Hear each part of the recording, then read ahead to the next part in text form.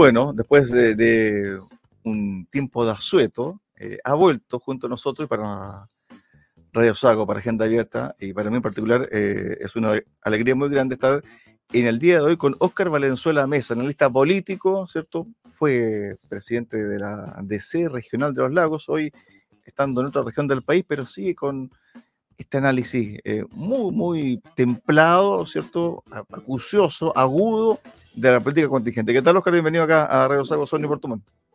Hola, Cristian, muy buenas tardes a todos los auditores de Radio Sago en la hermosa región de los Lagos.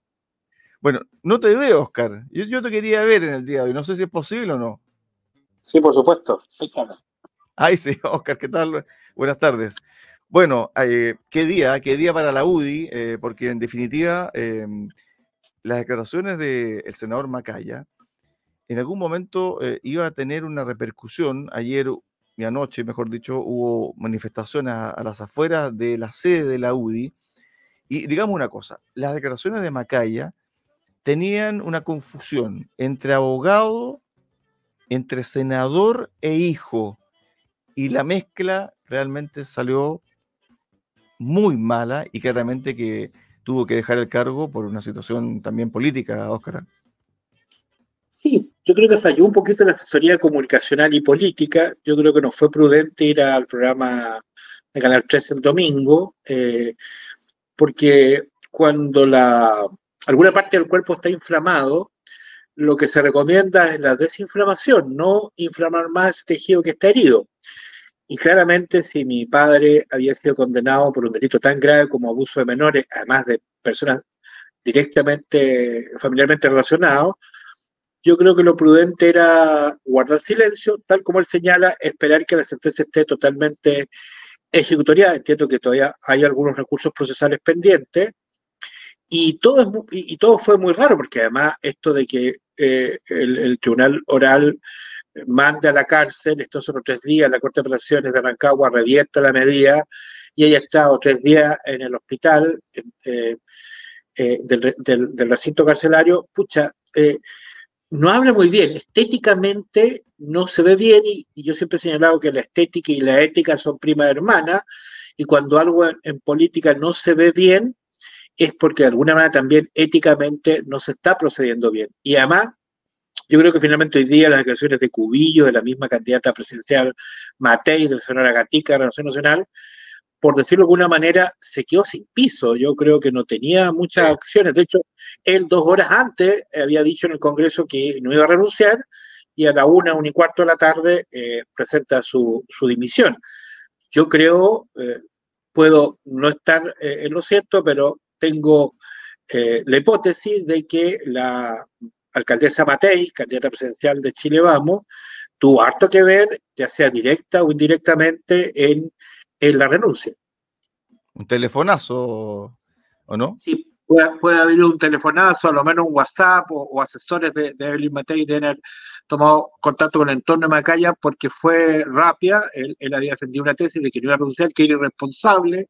Me acuerdo perfectamente de sus declaraciones, dejar, y tenía razón en parte, a menos de 100 horas de la inscripción de candidato, dejar el partido acéfalo. No queda acéfalo, va a asumir otro parlamentario, digamos, pero claramente yo creo que sin ir a mesa central, sin tratar de contextualizar eso que ha sido grabado, que hoy día incluso el fiscal nacional se refiere que no es bueno que autoridades del Estado se pronuncien sobre procedimientos que hacen otros órganos del Estado, en alusión claramente al trabajo de los fiscales y la sentencia del Tribunal Oral en lo penal.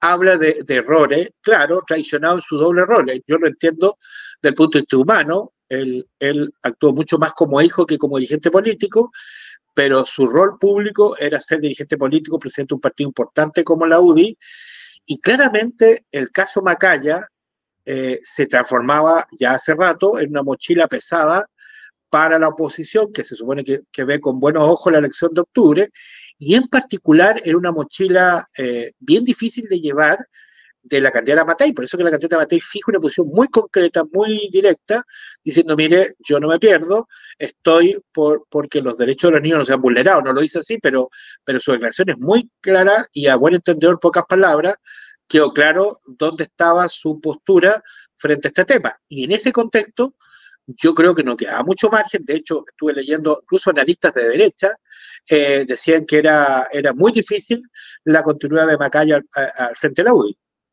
Ahora, Oscar, desde el punto de vista político, claramente que estos vaivenes de la política nacional son impredecibles, porque en definitiva estábamos hace, no sé, un par de días atrás hablando de la masacre del fin de semana largo, 18 asesinatos, 17 en la región metropolitana, un presidente que iba o no iba a Paraguay, que finalmente va, que deja a sus ministros, ¿cierto?, a cargo de esta situación, que se anuncia una cárcel, que se dice que fue una medida muy repentina, improvisada, etcétera. Es decir, cuando todo el foco está hacia el gobierno por este tema de inseguridad, etcétera, pasan un par de días y el foco se vuelve hacia la oposición y hacia uno de los partidos clave y eje de la oposición, que es la UDI, por las declaraciones del senador Macaya. Así de indeble está la situación en el país, es decir, los focos cambian muy rápido, Oscar. Sí, es claro, aquí opera lo que se llama el efecto torta mil hojas. ¿Has probado la torta mil hojas? Que se hace en nuestras zonas, son muy buenas. Una capa es rellenada por otra capa, y claro, los hechos políticos en un ambiente que yo diría que en nuestro país está medio líquido, porque no es muy sustantivo. Vamos de un problema a otro con mucha agilidad, mucha rapidez. De alguna manera, el senador Macaya llevó varios tanques de oxígeno que fueron muy bien recibidos en La Moneda, particularmente en el segundo piso, y donde está el Ministerio Interior.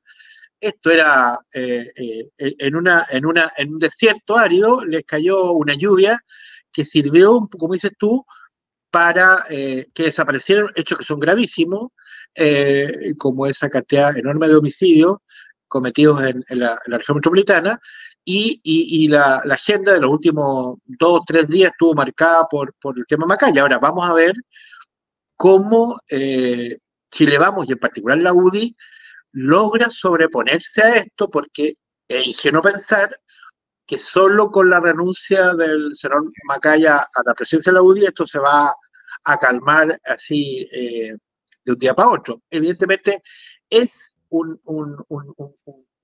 gran, digamos, avance en el problema, pero sin duda que varios sectores van a tratar de que el fuego no se apague, por decirlo de alguna manera, y poder seguir sacando derivadas. Ahora, no sé si se va a transformar en un tema de campaña, porque hay que reconocer que las elecciones de octubre son elecciones más bien locales o regionales, donde lo que le interesa es cómo se administra adecuadamente una región, cómo se mejoran la provisión de servicios que entregan los municipios, educación, salud, seguridad pública, y en consecuencia politizar tanto la elección, no sé si vaya a ser algo muy llamativo o atractivo para los ciudadanos, particularmente para ese 30 o 40% de ciudadanos que no votaban y que hoy día con el voto obligatorio van a tener que sufragar. Entonces, yo creo que esto se va a ir extinguiendo de a poco, pero sin duda que va a ser un daño, y que algunos, o más de algunos, van a tratar de que esta situación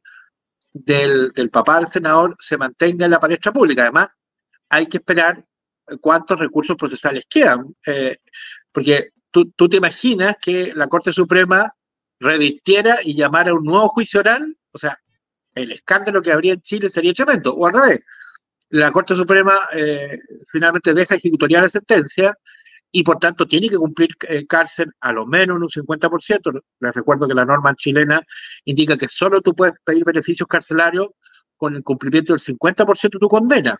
Entonces, en ambos casos, la cosa va a ser compleja, porque tanto se pronuncie dejando sin efecto la sentencia del tribunal oral, o si se mantiene firme la condena y tiene que reingresar a la cárcel, y ya sabemos que ya se ordenó un sumario en Gendarmería, por esto ha estado 3 días en la parte hospitalaria.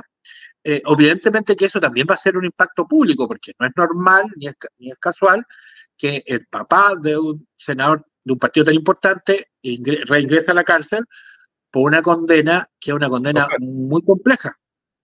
sí, además también esto trae algo de agua al molino del grupo que está promoviendo el caso de Daniel Jadwe como un caso judicial político. Es decir, en el fondo aquí todos van a sacar provecho y hay también comentarios en redes sociales donde se dice, bueno, este trato, ¿cierto? Un trato distinto, deferente hacia el padre, el senador Macaya de la UDI, no se condice con el trato prácticamente draconiano, ¿cierto?, que está sufriendo el alcalde o exalcalde de Recoleta, Daniel Jadwe. Por lo tanto, la justicia también aquí tiene que estar muy, muy atenta y ser también receptora de las sintonías o del ambiente que se está viviendo en la sociedad. Es decir, ahora la justicia se está viendo en una situación bien compleja, porque ¿por qué un trato tan severo con alguien que aún no ha sido juzgado, pero tiene delitos que son prácticamente irrebatibles? Y por otro lado, una persona que cometió un delito, de acuerdo a la justicia, aberrante, ¿cierto? Tiene un trato deferente, que espere la sentencia en su casa, que Gendarmería, en vez de llevarlo a una celda, lo lleva a el tema del hospital interno. Me imagino también que puede ser por un tema de seguridad. Ya sabemos cómo los internos, los reos, tratan a las personas que cometen delitos de abuso, especialmente en niños también, Oscar. Sí, mira, un detalle, yo estoy en la antípoda de la posición política de Jadwe, de hecho el Jadwe es una postura dura dentro ya del PC, pero hay que hacer una precisión, estimado Cristian.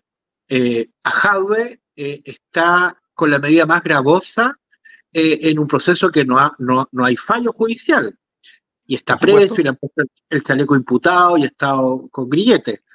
En el caso del papá del señor Macaya, el Tribunal de lo Penal, es decir, 3 jueces en Chile, por mayoría o por unanimidad, determinaron que en 2 de las 4 denuncias había mérito suficiente, no había duda razonable que hiciera que se optara por una condena. En consecuencia, sí, parecía ser que si uno trata de mirarlo con cierto grado de objetividad, es difícil hacerlo.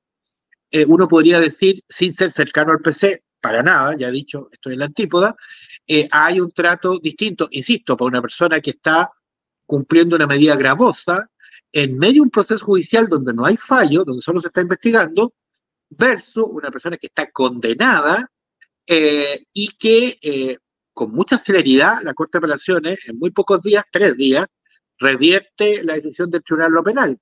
Es cierto, quedan recursos procesales, pero yo te apuesto que si uno revisa las estadísticas de sentencias dictadas por el Tribunal de lo Penal, ¿cuántos son los casos que las Cortes de Apelaciones revierten y la persona no pasa en prisión esperando que sus abogados ejecuten las últimas acciones procesales? Te apuesto que son muy pocos en Chile.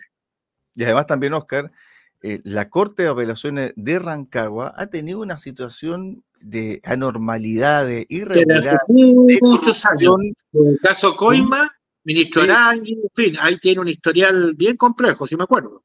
sí, incluso un juez creo que se suicidó, ¿no? Ahí en Rancagua. Y había una relación, no quiero entrar en detalle, pero había relación directa entre el poder político de la zona y el nombramiento de jueces y relaciones medias espurias, digamos, si me acuerdo perfectamente. Era un tribunal controvertido, digamos.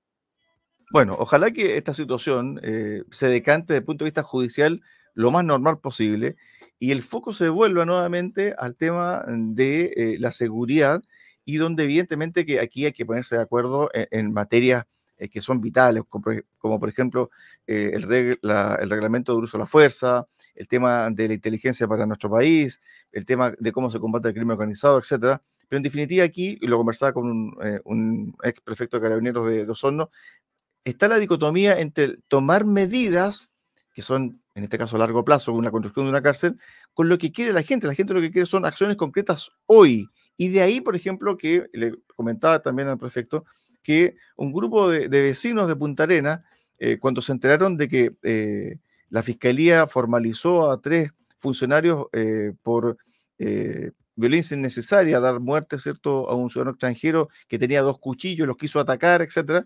Bueno, finalmente le dieron el apoyo y resulta que la Corte de Apelaciones de Punta Arenas revirtió, ¿cierto?, esa medida que fue tomada por el Juzgado de Garantía de Punta Arenas.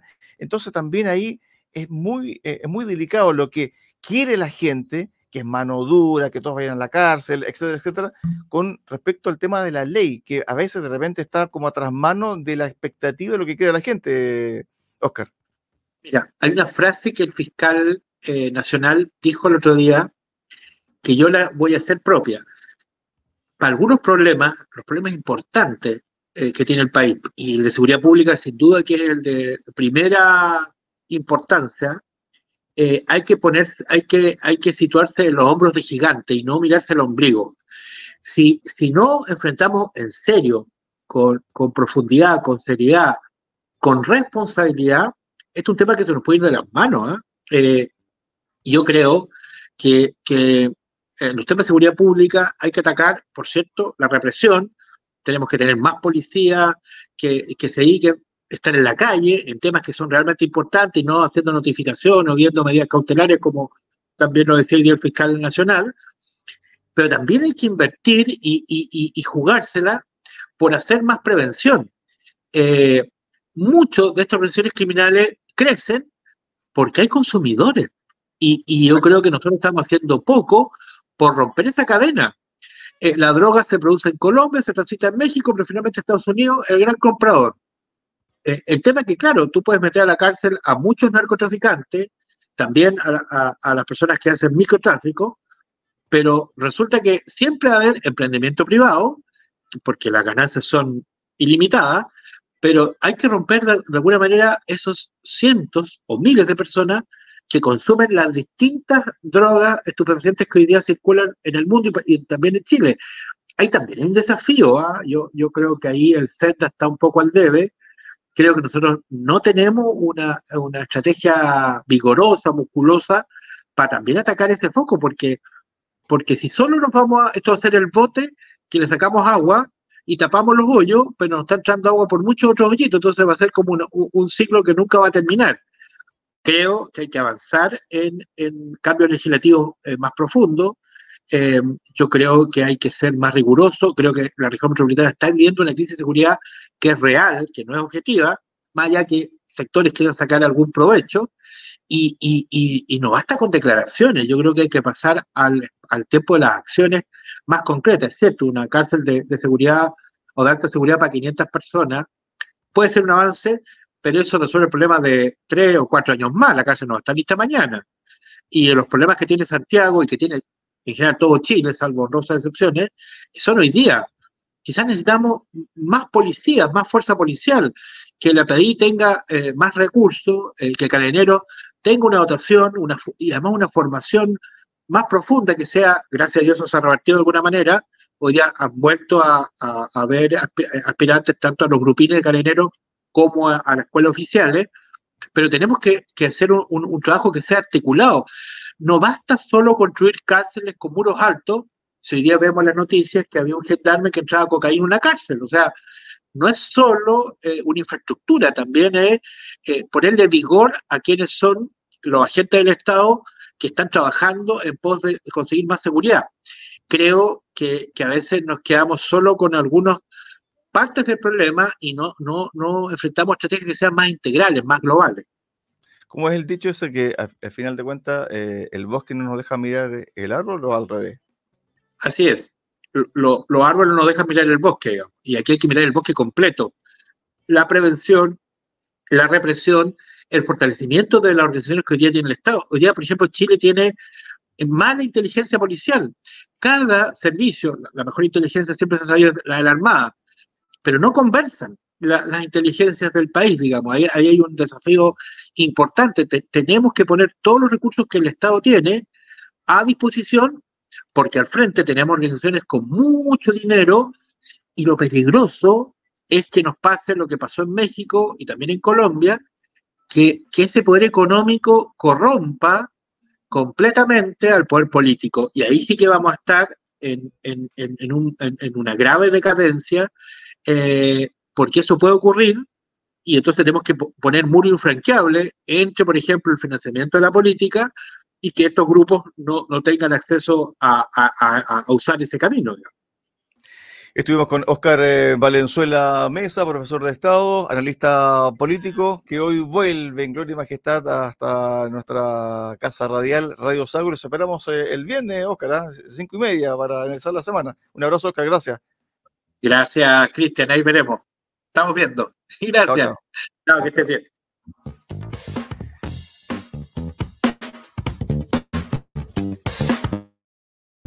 Un tremendo aporte, Oscar Valenzuela, para el análisis del día de hoy de la política contingente.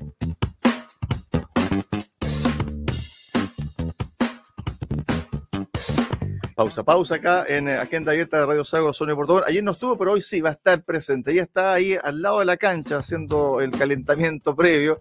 Felipe Palominos, que viene recargado en el día de hoy. Pausa, volvemos.